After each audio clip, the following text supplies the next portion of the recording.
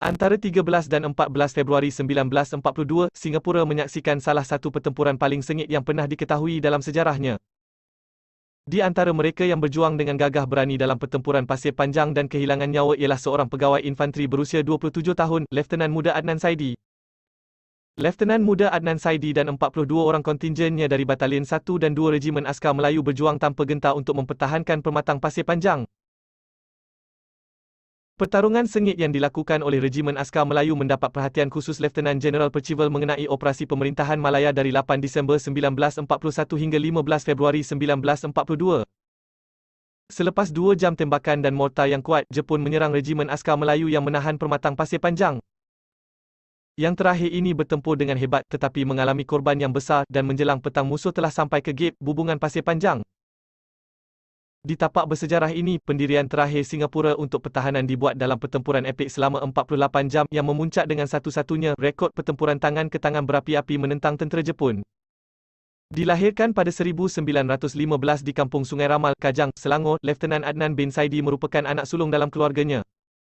Adik-adiknya, Ahmad Saidi dan Amarullah Saidi adalah tentera juga. Ahmad Saidi terbunuh selepas beliau menyertai tentera laut pada 1939. Jepun menenggelamkan kapalnya HMS Pelanduk dalam perjalanan ke Australia. Amarullah Saidi yang lebih muda selamat dari peperangan dan kini bersara dan menetap di Kajang, Selangor. Lieutenant Adnan Saidi mendapat pendidikan di Pekan Sungai Ramal dalam bahasa Inggeris. Dia seorang pelajar yang rajin dan cemerlang dalam pelajaran. Selepas tamat pengajian, Lieutenant Adnan Saidi dipilih menjadi guru pelatih dan mengajar selama lebih setahun. Nasib bagaimanapun mempunyai rancangan lain untuknya. Seorang yang tegas dan mengambil serius tentang disiplin, Lieutenant Adnan bin Saidi memilih untuk meneruskan kerjaya ketenteraan. Pada tahun 1933, ketika berusia 18 tahun, Lieutenant Adnan Saidi menyertai Regimen Askar Melayu. Setahun kemudian, dia dipilih sebagai rekrut terbaik. Pada tahun 1936, Lieutenant Adnan Saidi dinaikkan ke pangkat sarjan, kenaikan pangkat yang pantas untuk seorang askar muda yang cemerlang. Pada tahun 1937, beliau telah dipilih untuk mewakili platunnya dalam perarakan istiadat tentera di London untuk menghormati kenaikan Raja George ke-6 ke takhta. Tidak lama selepas itu, Lieutenant Adnan Saidi dinaikkan pangkat sekali lagi ke Kompani Sarjan Meja dan ke Singapura untuk kursus pertukaran pegawai. Selepas tamat pengajian sebagai Lieutenant 2, Lieutenant Adnan Saidi menjadi Ketua Platun ke-7, Secoy. Sekembalinya dari London, Lieutenant Adnan Saidi berkahwin dengan seorang guru sekolah dari kampungnya. Puan Sofia Pakih Muda melahirkan 3 orang anak, 2 anak lelaki, Mokhtar dan Zainuddin, masing-masing kini menetap di Seremban dan Johor, dan seorang anak perempuan. Anak bongsu daripada 3 beradik itu, bayi perempuan itu meninggal dunia sejurus selepas Singapura jatuh. Walaupun jadualnya padat sebagai askar, Lieutenant Adnan Saidi menyayangi anak-anaknya dan akan sentiasa cuba mencari masa untuk anak-anaknya. Dia membawa mereka berjalan-jalan atau bermain permainan dengan mereka. Permainan yang dia mainkan dengan anak lelakinya adalah kasar dan lasak. Lieutenant Adnan Saidi mahu anak-anaknya membesar dengan tabah. Dalam wawancara dengan Berita Harian, 9 September 1995, Mokhtar Adnan menyatakan, "Ayah saya tidak banyak bercakap. Dia seorang yang tegas dan percaya pada disiplin. Dia sentiasa serius dan garang namun mempunyai hati yang baik. Nampak ada cahaya yang menyinari wajahnya." Pada akhir 1941, Lieutenant Adnan Saidi telah dihantar ke Singapura dan membawa bersama keluarganya. Mereka tinggal di sebuah rumah besar di luar Pasir Panjang, di kawasan yang dikhaskan untuk keluarga Regimen Askar Melayu. Apabila gemuruh perang semakin hampir dan Jepun mula membuat persiapan untuk menyerang Singapura, Lieutenant Adnan Saidi menghantar keluarganya pulang ke kampung halaman mereka di Kajang. Ia adalah hari yang mencabar untuk Lieutenant Adnan Saidi kerana isterinya, Sofia, sedang mengandung anak ketiga mereka. Anak-anaknya mencium tangan bapa mereka dan dia mengingatkan mereka supaya menjadi anak yang baik. Ia adalah kali terakhir mereka bersama. Pertempuran Pasir Panjang lebih dikenali sebagai Pertempuran Bukit Candu. Bukit Candu dinamakan sempena sebuah kilang memproses candu yang dahulunya terletak di kaki bukit. Pertempuran sengit telah mendahului beberapa hari sebelumnya. Askar Jepun yang tega dalam pertempuran tentera ke-25 yang terkenal telah dengan pantas mengatasi kedudukan pertahanan strategik di Singapura. Bukit Candu menandakan perimeter pertahanan terakhir. Ia adalah kedudukan pertahanan utama di Singapura kerana 2 sebab strategik. Ia menghadap ke Pulau Singapura di utara dan kedua, jika Jepun menguasai Rabung, ia memberi mereka laluan terus ke kawasan Alexandra. Tentera British mempunyai depoh peluru dan bekalan utamanya, hospital tentera dan pemasangan utama lain yang terletak di sana. Oleh itu, pertahanan rabung yang teguh adalah kritikal dalam apa jua keadaan. Pertahanan rabung telah diamanahkan kepada Sepoy. Sepoy adalah sebahagian daripada Regimen Melayu Pertama dan Kedua yang terdiri daripada Brigade Infanteri Melayu Pertama, Regimen Kedua Setia British dan Brigade India ke-44.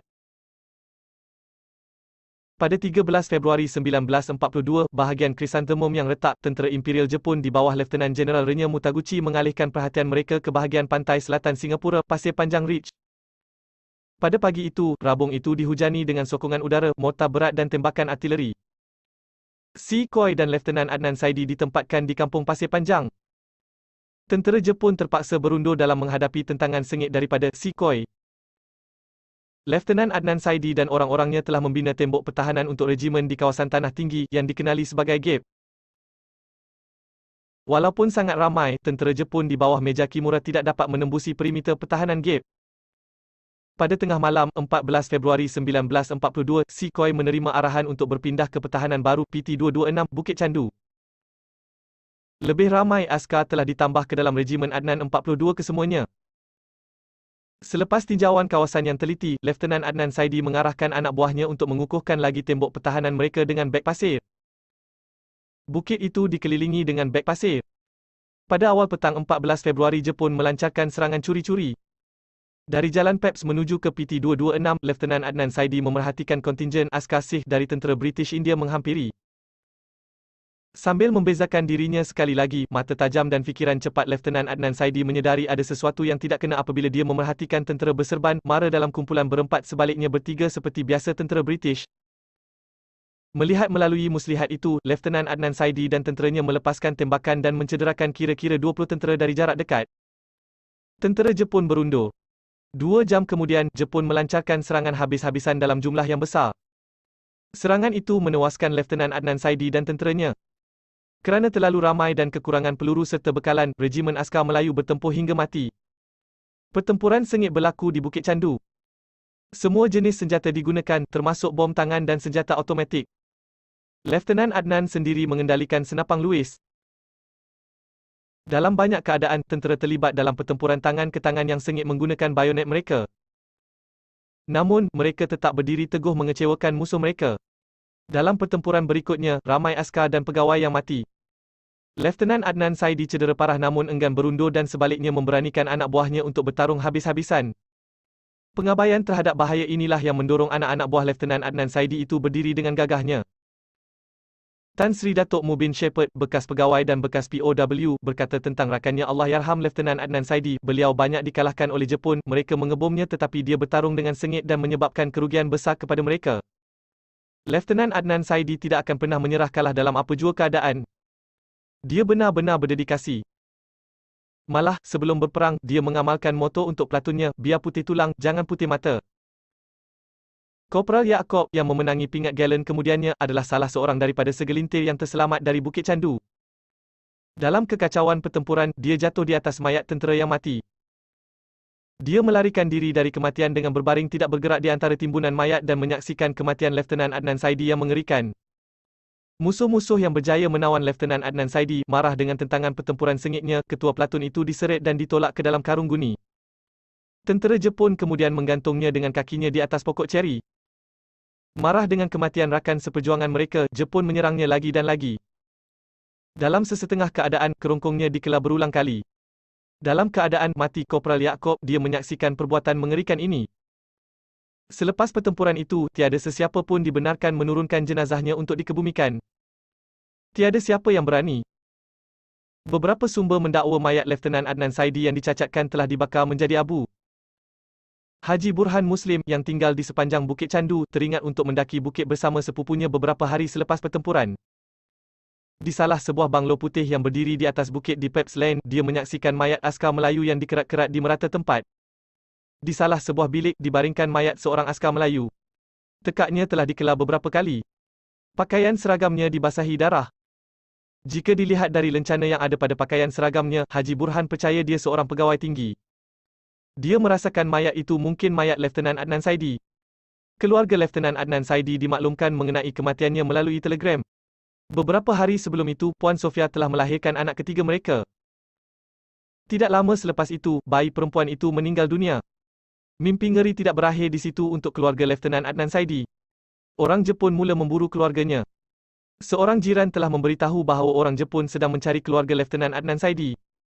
Mereka juga harus dibunuh. Bimbang Jepun dapat menjejaki keluarganya, Amarullah Saidi terpaksa menyerahkan gambar dan barang milik abangnya. Tiada siapa yang berani menyimpan barang-barang Letnan Adnan Saidi.